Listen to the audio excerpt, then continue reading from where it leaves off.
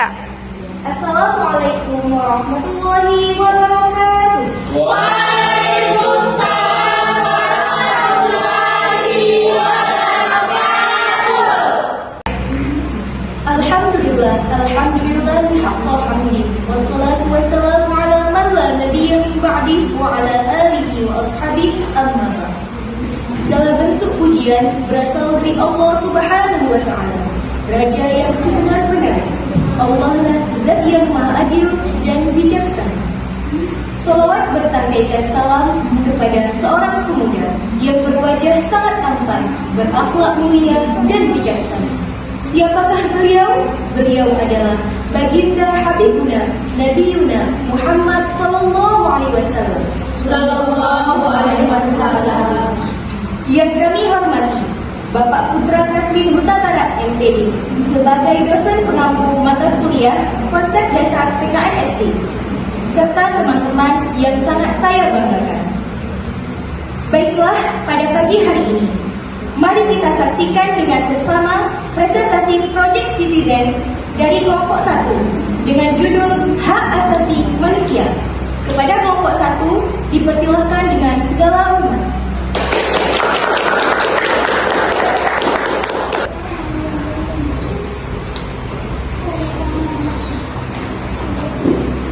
Baik, langsung saja kami akan menampilkan nilai kami dari kelompok 1. Singkat saja, kelompok 1. Paham. Sebelah kanan, kanan. Sebelah kiri, kiri. Tepuk tangan. Ha. A. Kami dari kelompok 1. A. Siap untuk presentasi. Perkenalkan, kami dari kelompok 1, saya Rida Khairunisa, Saya Diani. saya Fatia Waina, Saya Keratuna. Saya Kurata Ayuni.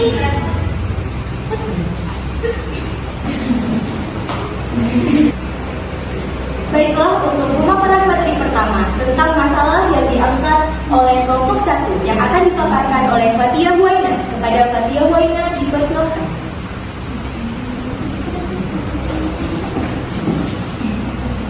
Baik, terima kasih. Kami dari kelompok 1 mengambil judul tentang hak asasi manusia. Sebelum masuk ke permasalahan, di sini saya akan menjelaskan apa itu hak asasi manusia. Hak asasi manusia itu bisa disingkatkan menjadi HAM. HAM adalah hak-hak yang melekat pada diri kita dari sejak kita lahir dan bersifat universal. HAM merupakan anugerah dari Tuhan Yang Maha Esa yang harus atau yang wajib dilindungi, dilindungi dan dihormati. Seperti dilindungi oleh negara, pemerintah maupun orang lain.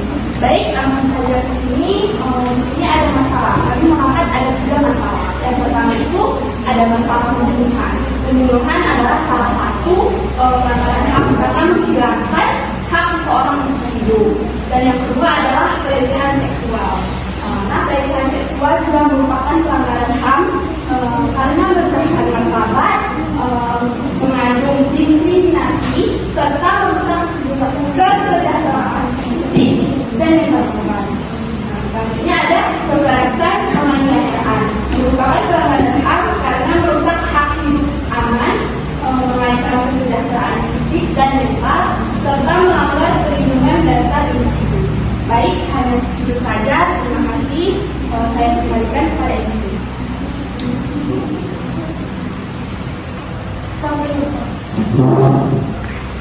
Terima kasih kepada Fatia Waina yang telah memaparkan materi tentang permasalahan hak asasi manusia. Untuk menghibur kita pada pagi hari ini, marilah kita saksikan ice breaking dari kelompok 1. Pada kelompok 1,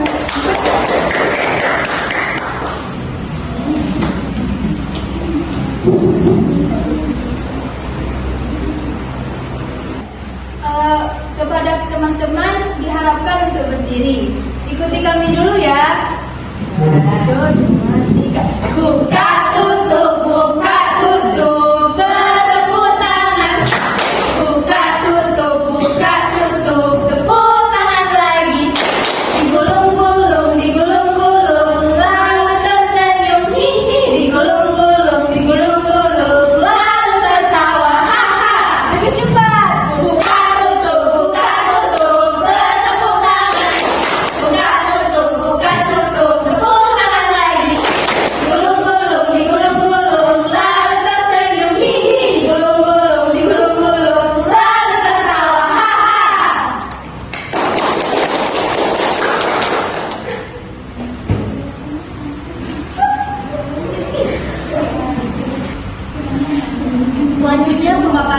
materi tentang kasus dan penyelesaian yang akan dijelaskan oleh Qurrata Ayuni, Firdatul Muna, dan juga Riyadi. Untuk kasus yang pertama akan dijelaskan oleh Qurrata Ayuni. Kepada Qurrata Ayuni dipersilahkan.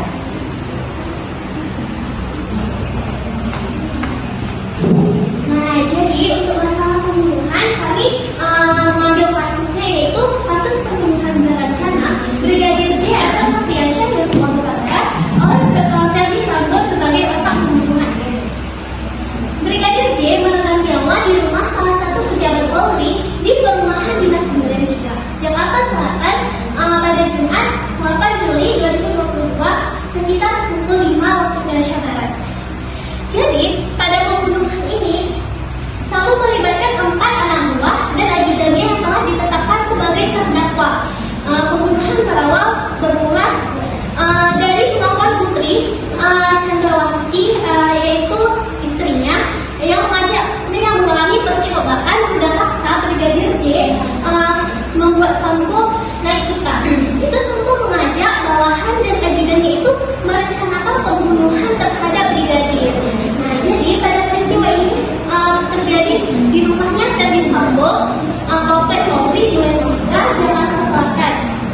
Nah, jadi Sambo ini menunjuk Richard Eliezer sebagai ajudannya sebagai eksekutor yang menembak Brigadir J sampai dia itu meninggal dunia.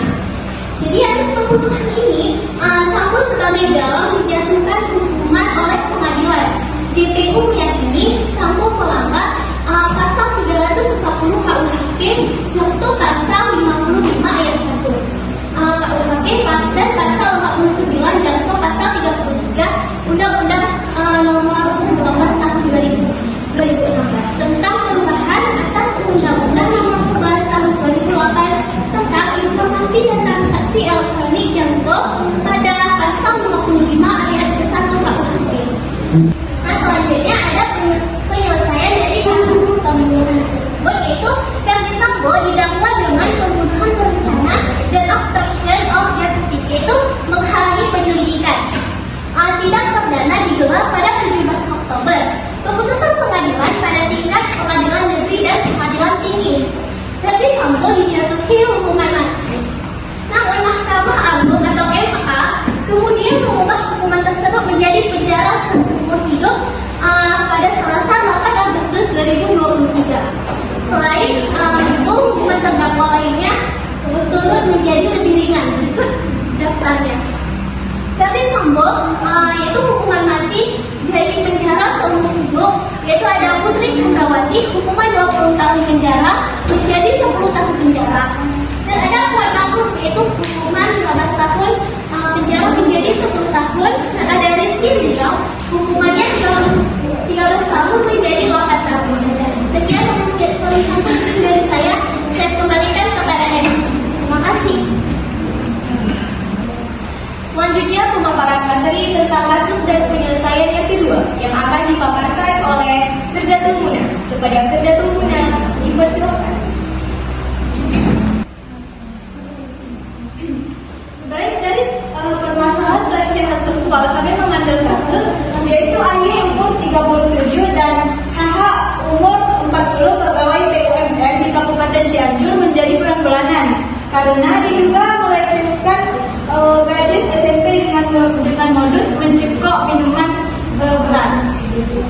Kejadiannya pada Kamis 7 November 2024 pada jam 7 malam. Bahkan dalam aksinya, pelaku menggunakan kendaraan operasional kantornya. Jadi kronologinya adalah korban tengah menunggu ojek online untuk pulang pada Kamis 7 November 2024 malam sekitar pukul 7 waktu Indonesia Barat. Namun tiba-tiba AY dan HH yang mengendarai mobil operasional kantor menghampiri korban dan para pelaku merayu agar korban mau diantarkan pulang ke rumahnya. Setelah korban terbujuk, pelaku ternyata tidak langsung mengantarkan korban ke rumah, tapi dibawa berkeliling hingga berhenti di suatu tempat. Di sana pelaku memaksa korban meminum minuman keras. Korban yang takut pun mengikuti perintah pelaku. Usai korban setengah sadar akibat pengaruh minuman keras, pelaku pun mulai melancarkan aksinya, yaitu melakukan pelecehan seksual terhadap korban. Selesai melakukan pelecehan, pelaku malah memulangkan korban dengan menggunakan angkutan online. Korban pun dijemput oleh orang tuanya di kawasan IR Haji Juanda. Saat pulang, korban yang ditanyai orang tuanya akhirnya mengungkapkan semua yang dialaminya, termasuk pelecehan yang telah dilakukan oleh pelaku. Orang tua korban yang emosi mengetahui anaknya menjadi korban pelecehan seksual dan dipaksa minum minuman keras akhirnya merencanakan untuk memancing pelaku. Dengan menggunakan handphone korban, orang tua menghubungi pelaku melalui chat seolah-olah itu pesan dari korban. Yang pelaku pun mengiyakan untuk bertemu di sekitaran Stadion Badak Putih. Pelaku yang datang pada Jumat 8 November 2024 sore pun langsung dihadang oleh keluarga korban. Namun pelaku langsung kabur dengan menggunakan mobil yang sama saat membawa kabur dan melakukan pelecehan terhadap korban. Selanjutnya, penyelesaian dari kasus tersebut adalah kedua pelaku sempat kabur dan menyerempet beberapa warga, sehingga membuat warga mengamuk dan menghancurkan kendaraan pelaku. Dan saat ini kedua pelaku sudah diamankan di Mapolsek Karangtengah. Pelaku pun dijerat dengan Undang-Undang Perlindungan Anak. Korban sudah membuat laporan dan memberikan kesaksian. Beberapa saksi juga sudah dimintai keterangan. Dan pelaku terancam 15 tahun penjara. Sekian dari saya kembalikan kepada S.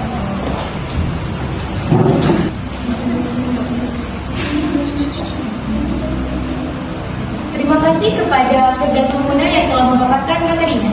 Untuk pemaparan materi berikutnya masih tentang kasus dan penyelesaiannya yang akan dipaparkan oleh Diani. Kepada Diani dipersilakan.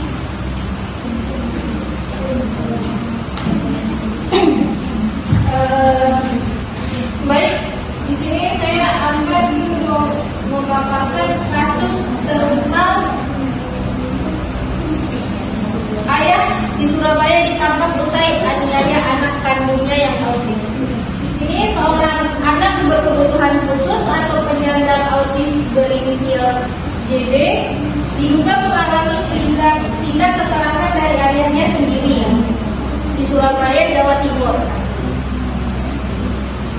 Dulu Sidi menganggap perilaku kasar suami kepada korban masih dalam batas wajar. Menurutnya pukulan DN ke JD hanya terlihat seperti orang tua yang sedang menegur anaknya. Namun lambat laun perbuatan kasar DN ke JD makin parah. Terjadinya setiap hari dan pukulnya juga semakin ekstrim. Akhirnya CD memutuskan untuk melaporkan suaminya itu ke polisi dengan tujuan tindakan kekerasan itu berhenti.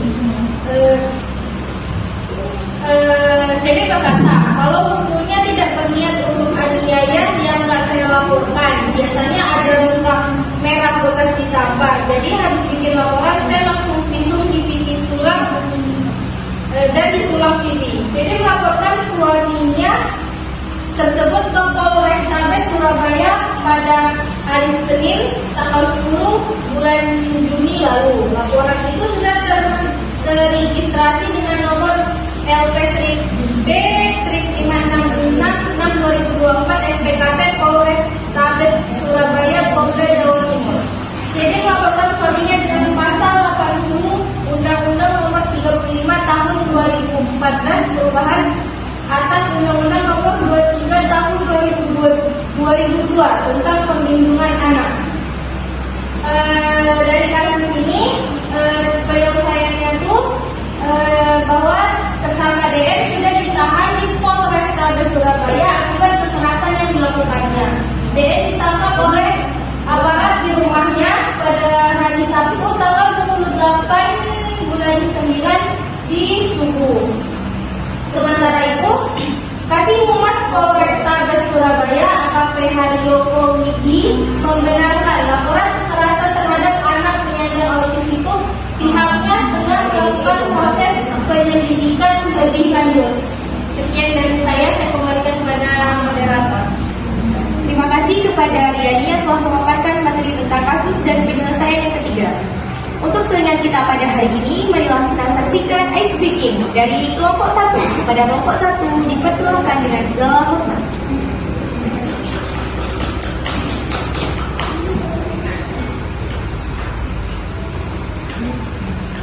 Baik, jadi kami akan menampilkan ice breaking kami yang kedua. Jadi, teman-teman diharapkan untuk berdiri ya. Ikuti kami. Tepuk semangat.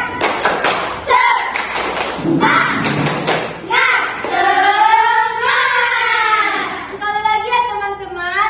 Tepuk semangat.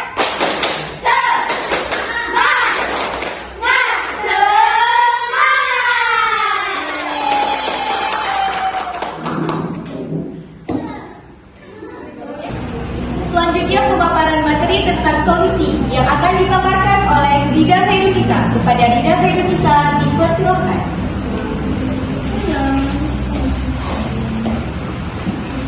Baik, terima kasih kepada MC yang telah mempersilahkan saya. Selanjutnya saya akan menjelaskan tentang solusi dari kasus-kasus nanti yang telah kami diskusikan dengan Bapak Ibu. Solusi pembunuhan, pelecehan, dan kekerasan. Untuk yang pertama yaitu pembunuhan. Mencegah pembunuhan dapat dilakukan dengan meningkatkan keamanan di area rawan, memperkuat patroli, serta menegakkan hukum yang adil. Kemudian ada rehabilitasi bagi pelaku yang berisiko juga diperlukan agar kejahatan tidak terulang lagi. Untuk peningkatan keamanan itu dapat dilakukan dengan biasanya itu kan ada di perumahan-perumahan itu ada randang-randang dan lain-lain. Itu ada rehabilitasi bagi pelaku, jadi pelaku yang sudah pernah melakukan kejahatan pembunuhan ini harus kita lakukan bukan kita, maksudnya kita masukkan ke dalam rehabilitasi ya, jadi tidak mengulang kembali kejahatannya. Yang kedua yaitu ada solusi dari pelecehan. Untuk pelecehan, menanggulangi pelecehan, edukasi tentang batasan perlu diperkuat baik di sosial maupun di lingkungan digital, terutama untuk generasi muda kita yang mendatang ini. Batasan-batasan antara lelaki dan perempuan harus diperkuat ya. Kemudian perlindungan hukum bagi korban dan penanganan kasus secara profesional sangat penting agar korban merasa aman dan lapor. Ini kan biasanya kita kalau misalnya korban itu malah korbannya yang disalahkan kan. Jadi dia tuh untuk melapor aja dia tidak merasa aman dan nyaman. Ini ada kekerasan. Mengatasi kekerasan perlu melalui edukasi karakter sejak dini dan kampanye anti kekerasan di masyarakat. Seperti tadi juga untuk generasi muda yang mendatang, edukasi tentang kekerasan juga penting ya. Dan juga kampanye anti kekerasan di masyarakat. Menggunakan hukum tegas dan layanan perlindungan untuk korban juga sangat penting agar tercipta efek jerah dan pemulihan yang optimal. Ini cukup sekian yang dapat saya sampaikan. Semoga kita Terima kasih kita ucapkan kepada Dida Khairunisa yang telah memaparkan materinya. Untuk menghibur kita pada pagi hari ini, marilah kita saksikan dengan seksama persembahan nyanyi dari kelompok 1 kepada kelompok 1 dipersilahkan.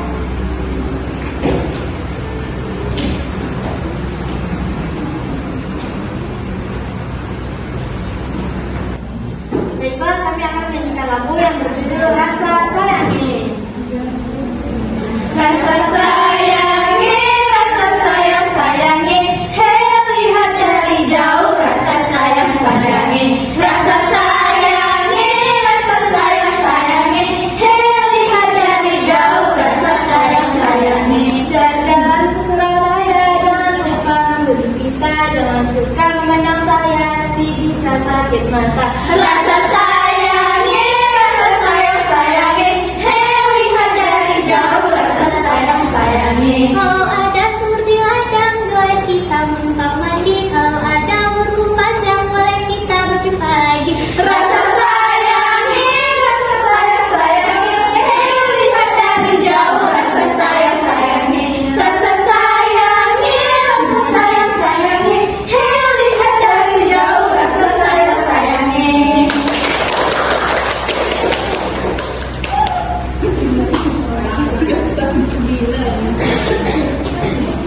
Teman-teman yang berbahagia, demikianlah penampilan presentasi proyek Citizen dari kelompok 1.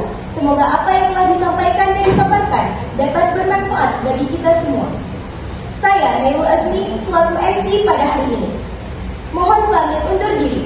Terima kasih atas segala perhatian. Mohon maaf atas segala kekurangan. Saya akhiri. Wabillahi taufiq wal hidayah. Aku lakum. Wassalamualaikum warahmatullahi wabarakatuh.